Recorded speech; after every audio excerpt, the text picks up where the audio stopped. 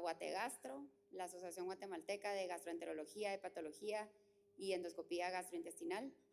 Quiero darle un agradecimiento a Faes Pharma por tenernos reunidos esta noche y en especial al doctor José Daniel Marroquín, a la doctora Winnie Pegarriaza y al doctor Roberto Zucchini, quienes van a liderar la reunión de esta noche, repensando el cáncer de páncreas. Una patología sumamente retadora y, como vamos a aprender hoy en la noche, lastimosamente una patología que va en ascenso en prevalencia e incidencia, lastimosamente también en mortalidad. Estamos perdiendo esta batalla. Hoy vamos a aprender que no estamos diagnosticando a tiempo, ¿verdad? Y los pacientes se nos están muriendo.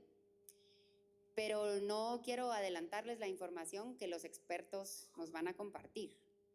Entonces, tenemos que aprender mucho más.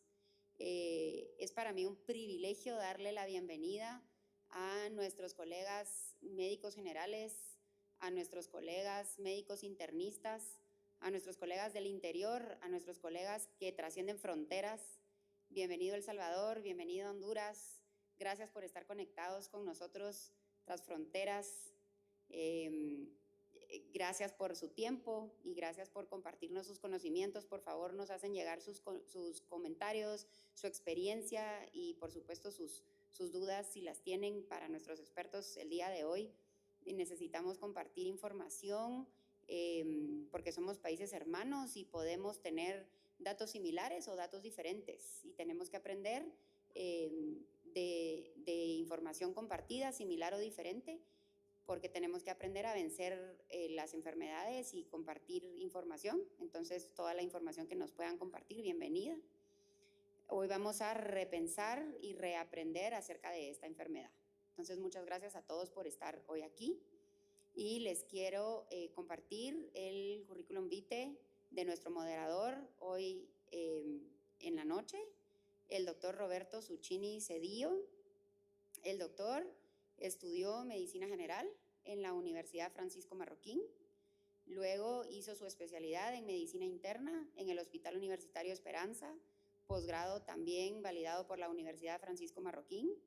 Luego él estudió, lejos de nuestro país, su gastroenterología y hepatología avanzada en la National Cheng Keng University en Tainan, Taiwán, República de China.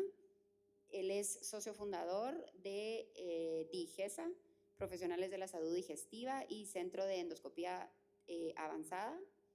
El doctor es autor de múltiples artículos publicados en revistas indexadas, demasiados para nombrar, pero si tienen dudas, búsquenlos en PubMed y Google y wherever, y si no, pídanselos al doctor. El doctor ejerce su práctica privada en varios hospitales de la ciudad, principalmente en el Hospital Centro Médico, y además él es docente de varias cátedras, principalmente de medicina general, medicina interna y gastroenterología en la Universidad Francisco Marroquín, en la Universidad Mariano Gálvez y en la Universidad de San Carlos de Guatemala. Le dejo el tiempo al doctor Roberto Zucchini Cedillo. Por favor, doctor, muchas gracias por estar hoy con nosotros. El doctor además es miembro de la Junta Directiva de Guategastro.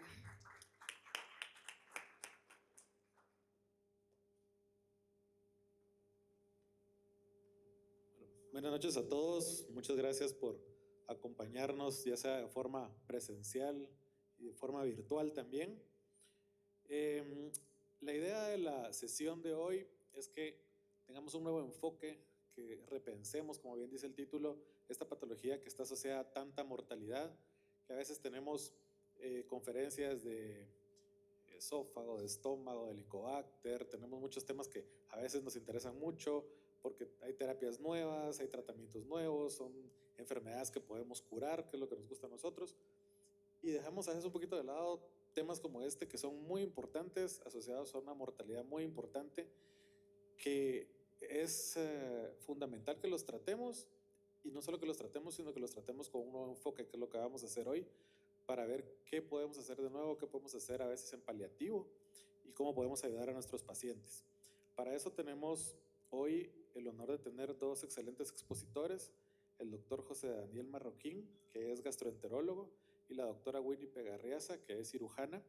Y les voy a presentar primero al doctor José Daniel Marroquín, que él hizo su pregrado de medicina en la Universidad Mesoamericana, después hizo medicina interna en el Hospital General San Juan de Dios de la Universidad de San Carlos, hizo un posgrado en gastroenterología y hepatología en el Instituto Nacional de Nutrición Salvador Subirán en la UNAM en México, ultrasonido endoscópico en la misma institución y es miembro de múltiples asociaciones, incluyendo nuestra Asociación Nacional Guategastro. Entonces, por favor, doctor Marroquín.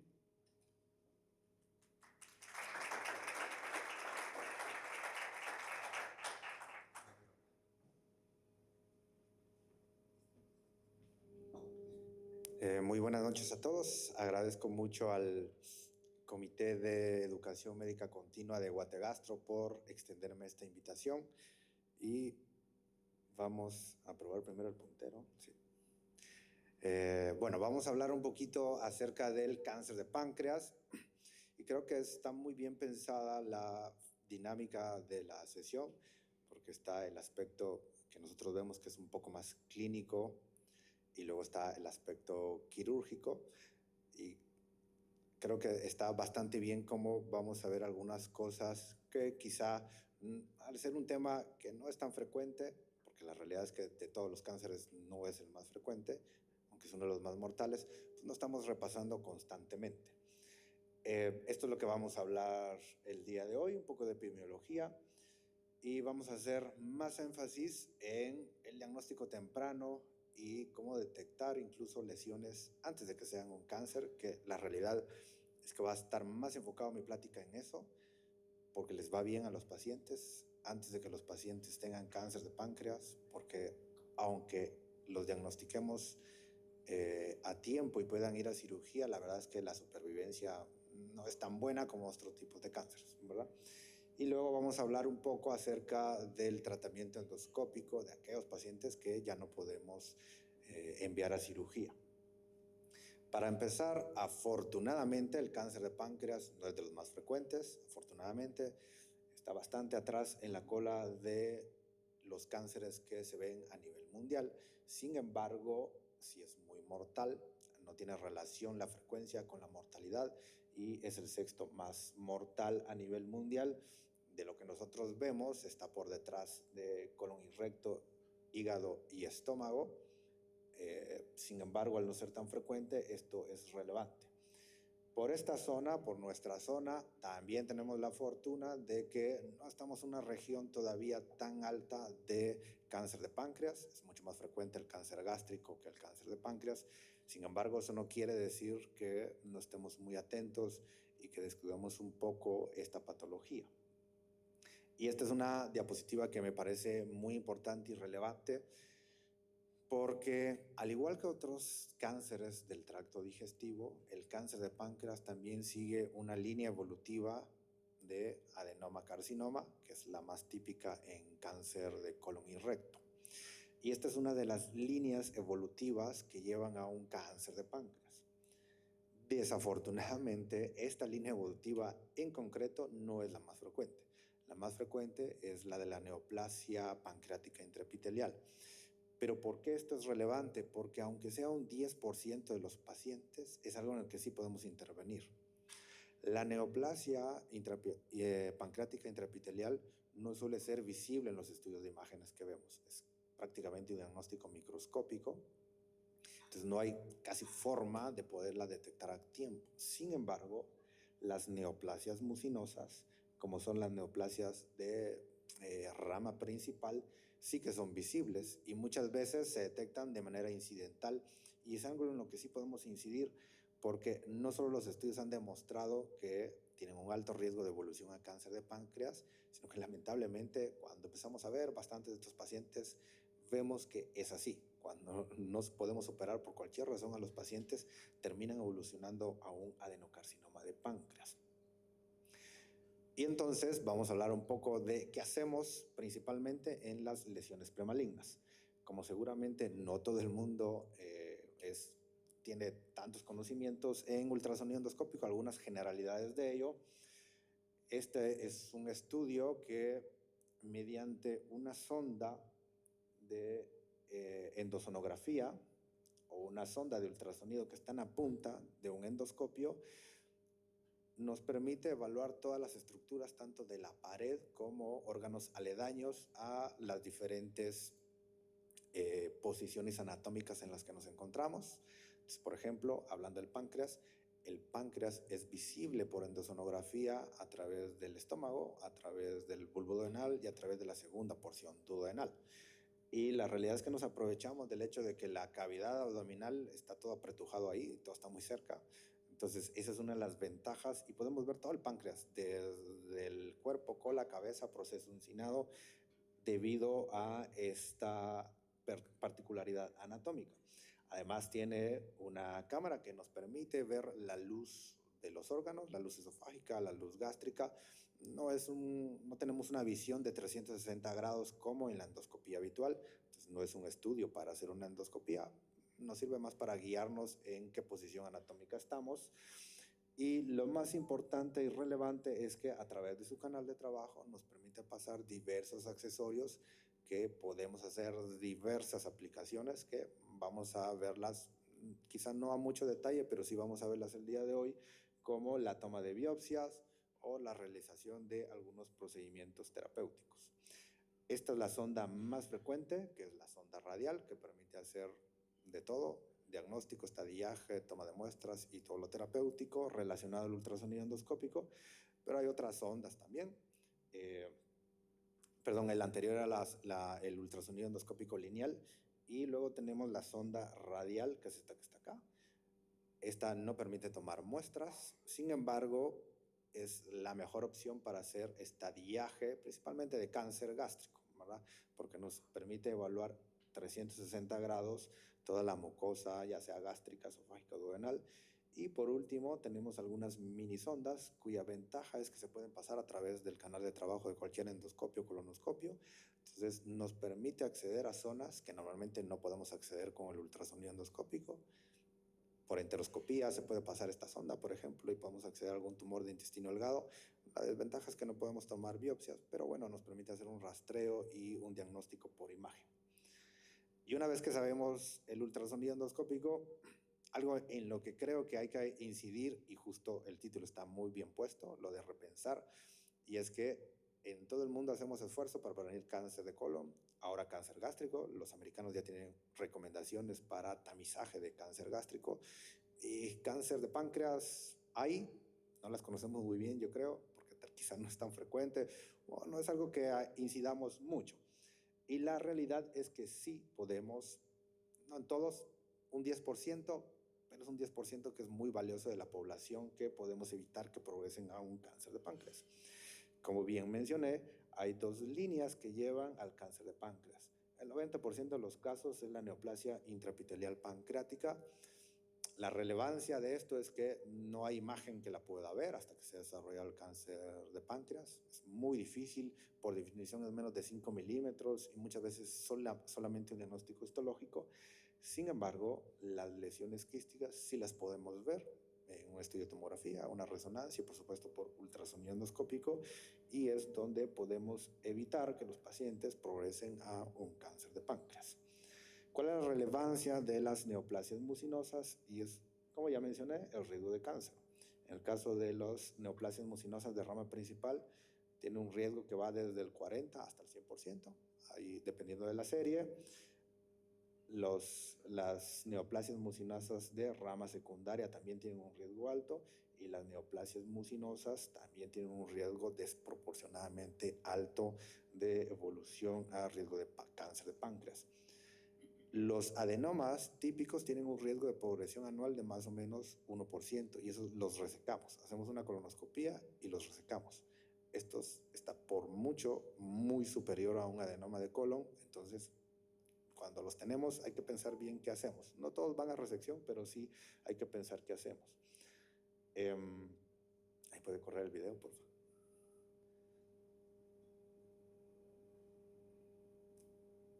A veces Bueno, el ultrasonido endoscópico la verdad es que es capaz de detectar los IPMNs. No siempre vemos esta imagen que es salir mucina de la papila, eso es muy raro. De hecho, solo me ha pasado una vez.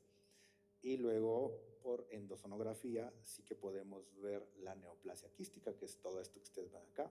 Esto no es típico porque tiene tejido sólido adentro de la neoplasia quística. Estas neoplasias están compuestas de mucina, entonces debería de ser anecoico, negro completamente. Eso por supuesto es alto riesgo para malignidad. Y por ultrasonido endoscópico, por supuesto que podemos no solo aspirar líquido, sino tomar muestra del tejido del componente sólido. La verdad es que es muy seguro esto, ahí se ve medio agresivo, pero no, no pasa nada cuando tomamos muestra de este tipo de pacientes. A veces no es tan fácil y es aquí donde viene el arte del diagnóstico de las neoplasias quísticas. A veces tenemos pacientes que parecen pseudoquiste. De hecho, esto lo primero que yo pensé cuando lo vi es que era un pseudoquiste. Era una mujer de 50 años con dolor abdominal. Lo puncionamos. De hecho, habíamos planeado hacerle un drenaje inicialmente. Ese era el plan inicial, pero la historia no era muy típica de pancreatitis, sino tenía antecedente de pancreatitis aguda. Cuando recibimos el análisis de líquido, el cual aspiramos y solemos enviar a un análisis citopatológico, el cual ve el patólogo en busca de células malignas. Normalmente en las neoplasias quísticas ese análisis no suele tener un buen rendimiento diagnóstico, a menos que tomemos tejido, como en el caso anterior. Lo que nos da más información es el análisis citoquímico. Y usualmente en los quistes pedimos 3 cosas, que suele ser la glucosa.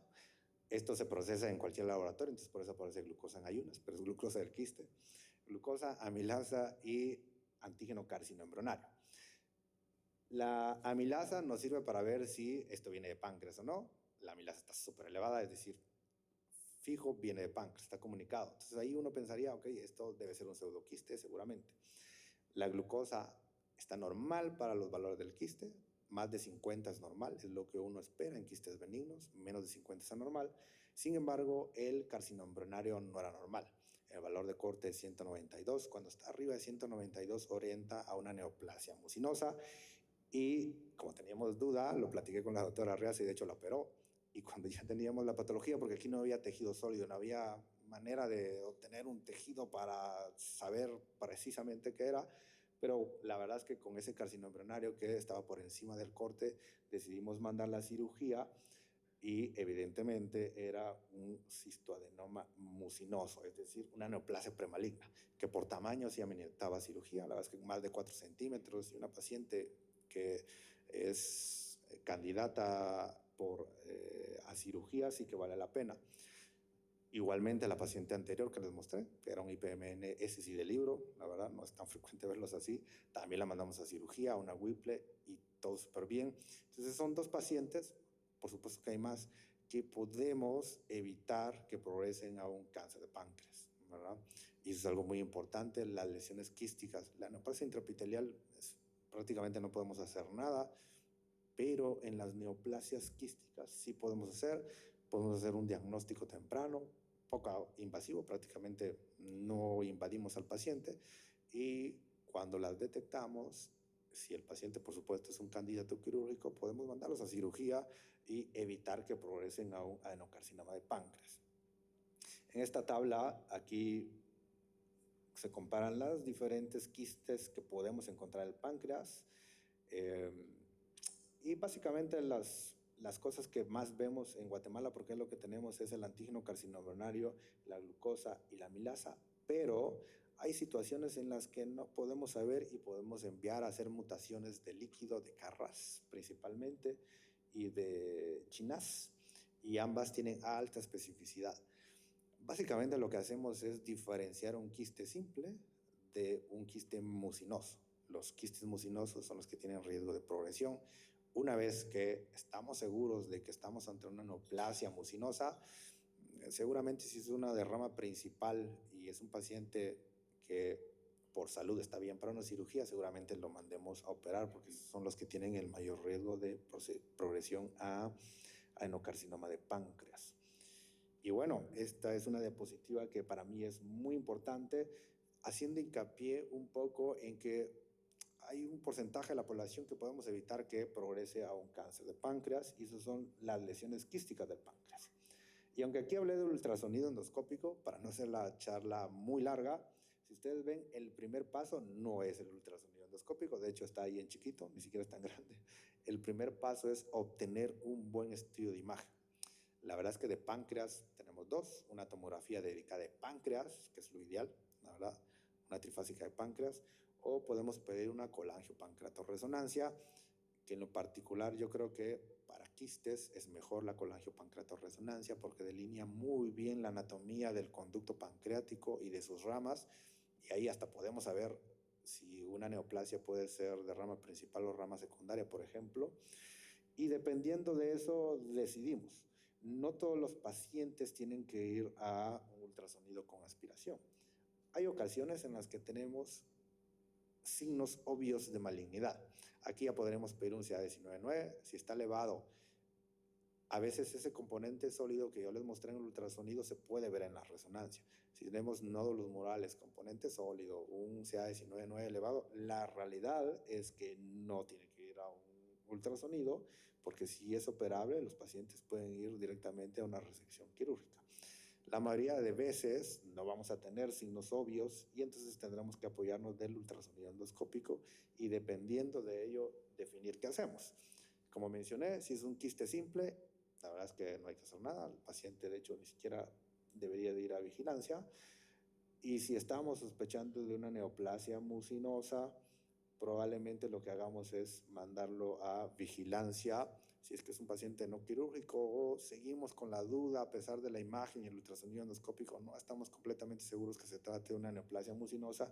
Una buena estrategia es la vigilancia. ¿Y qué pasa cuando ya tenemos un tumor sólido? Esta era la primera parte, que es prevención, intentar que no progrese. Lamentablemente, la mayoría de pacientes los vamos a ver cuando ya tenga un tumor sólido, cuando ya tenga síntomas, ictericia indolora, o a veces puede tener dolor abdominal que se irradia hacia la región lumbar. Eso siempre es un signo ominoso porque casi siempre habla de invasión, pérdida de peso, etc. Aparte de, bueno, aquí el objetivo, una vez que tenemos estos síntomas, es primero saber qué tipo de lesión sólida nos estamos enfrentando. No solo el adenocarcinoma de páncreas puede dar una lesión sólida ahí, están los tumores neuroendocrinos, que es el principal diagnóstico diferencial de los tumores del páncreas. Lo que tenemos que hacer es establecer un diagnóstico histológico y un adecuado estadiaje, porque depende de eso vamos a decidir qué hacemos. Y muchos estudios adecuados de alta definición de imagen nos puede dar un buen estadiaje, es decir, podemos saber no solo si hay diseminación abdominal o torácica, dependiendo del estudio que realicemos, sino que también podemos ver la invasión vascular, pero a veces no siempre. A veces queda la duda de si el tumor está invadiendo algún vaso importante, y eso es importantísimo establecerlo, porque sin eso podemos llevar a un paciente a cirugía solo para que lo abran y luego lo cierren, y eso sería complicado, ¿verdad? Y no terminemos haciendo nada. Entonces ahí sí que ayuda el ultrasonido endoscópico. Entonces, por ejemplo, aquí tenemos un tumor que es este que está acá. Esta es la vena porta. La verdad es que esta es una buena imagen de la confluencia porto-espleno-mesentérica. Esta es la vena mesentérica superior. Y aquí vemos que el tumor sí que invade menos de 180 grados la confluencia hasta la porta. Se extiende justo hasta la confluencia.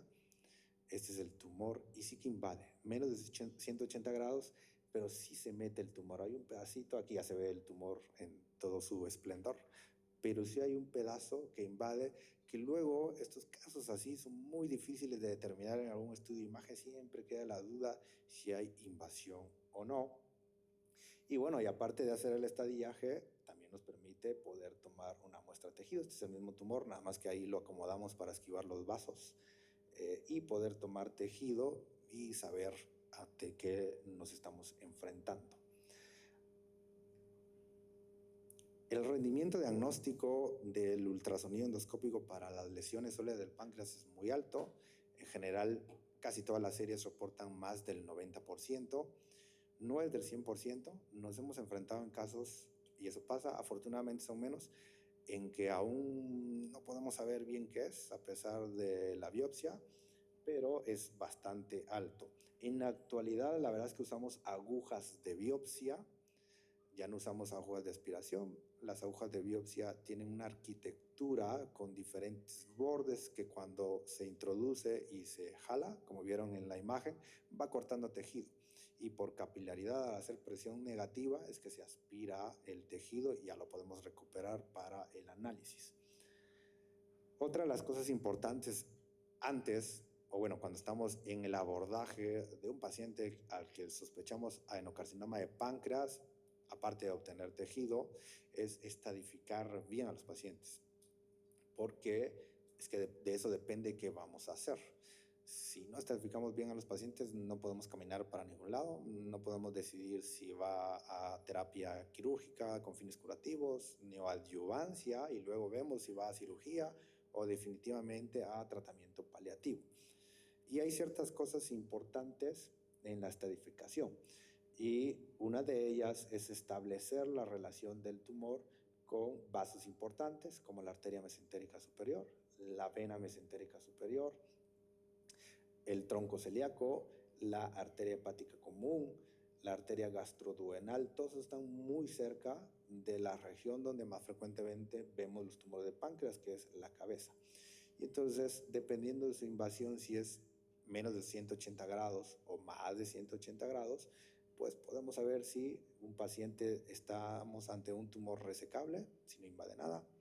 Si, como en el caso que les mostré, el primero invade ahí, sí se mete, pero menos de 180 grados, o definitivamente invade más de 180 grados los vasos importantes. Y la realidad es que lamentablemente el 80% o un poco más de los pacientes que vemos ya no se puede hacer nada, ¿verdad? Como es este caso. Este es el tumor. ¿Puede darle iniciar el video? Este es el tumor. Otra vez, vena porta como la anterior. Aquí ya ni se ve bien la vena esplénica porque toda la confluencia porta-espleno-mesentérica está invadida. Esta es la vena mesentérica superior. De hecho, el tumor se extiende todavía hacia un poco en la vena mesentérica superior. Este invade más de 180 grados los grandes vasos. Es un paciente que no puede ir a resección. Y además, siempre en el ultrasonido endoscópico rastreamos el hígado. No es por lo que vamos, pero la verdad es que un ultrasonido de calidad tiene que buscar en el hígado a ver si hay metástasis. Y lamentablemente a veces encontramos metástasis en los pacientes con cáncer de páncreas directamente en el hígado. ¿Y cuál es la importancia de la estadificación? Pues que nos permite qué hacer. Nos permite decidir si un paciente puede ir a cirugía con fines curativos. Si, por el contrario, iniciamos quimio y vemos, la mayoría de veces no tiene mesa a distancia y solo invade vasos, y vemos si con la quimio suelta los vasos y después puede ir a cirugía, o si definitivamente iniciamos terapia sistémica porque ya no es posible. A pesar de que un paciente lo mandemos a cirugía con fines curativos, la supervivencia a los 5 años sigue siendo mala. La verdad es que el cáncer de páncreas es una patología muy agresiva. Y bueno, para terminar la primera parte de la presentación, antes que hable la doctora Reaza, algunas cosas importantes, y es lo que creo que deben de llevarse a casa, es que tanto las imágenes, el juicio clínico y algunas veces el ultrasonido endoscópico nos pueden ayudar a establecer el diagnóstico de una lesión premaligna de cáncer de páncreas. Ese sería el objetivo ideal. Lamentablemente no siempre lo conseguimos hacer. Y el ultrasonido endoscópico nos sirve para obtener tejido, saber qué tipo de tumor es, y además nos sirve para establecer el estadiaje locorregional, porque no podemos ver metástasis a distancias, pero sí todos los vasos sanguíneos circundantes sí los podemos ver. Y algo muy importante es que toda lesión quística necesita que le presten atención. A lo mejor es un quiste simple, está bien, pero a lo mejor y no, y eso termina evolucionando en 2-3 años. Me acuerdo de un caso así, que 2-3 años antes era un quiste, pensábamos que era, bueno, no, porque yo ya lo vi con cáncer, que era un quiste simple, y luego ya lo vimos con un cistoadenocarcinoma. Entonces, toda lesión quística necesita que le prestemos atención, porque es la única manera de intervenir y evitar que los pacientes progresen a un cáncer de páncreas. Muchas gracias.